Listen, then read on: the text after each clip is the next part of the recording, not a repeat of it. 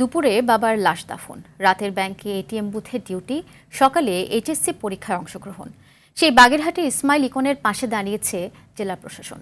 RTV সহ বিভিন্ন গণমাধ্যমে তার এই কঠিন সংগ্রামের খবর প্রকাশের পর সহায়তার হাত বাড়িয়েছে বিভিন্ন সামাজিক সংগঠন ও বাগেরহাট জেলা প্রশাসন। সকালে জেলা প্রশাসক গোলাম মোহাম্মদ বাতেন ইকনকে নগদ অর্থ, চেক ও খাদ্য সামগ্রী তুলে দেন। সে সময় জেলা প্রশাসন তার ভবিষ্যৎ পড়াশোনাতেও সার্বিক সহযোগিতার আশ্বাস দেয়। এছাড়া শিক্ষামন্ত্রী, জাতীয় সংসদের ডেপুটি স্পিকার ও বিভিন্ন সামাজিক সংগঠন ইকনকে মানবিক সহযোগিতা প্রদান করেছে।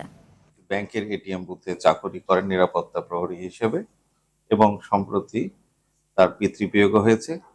এটা জানতে পেরে আমরা তাকে আর্থিক সহযোগিতা করেছি এবং জেলা প্রশাসনের পক্ষ থেকে আমরা তার লেখাপড়ার বিষয়ে আমরা খোঁজ খবর নেব এবং সে যেন সুন্দরভাবে তার শিক্ষা জীবন শেষ করতে পারে এবং তার পরিবারের প্রতি আমাদের যথাসাধ্য সহযোগিতা থাকবে।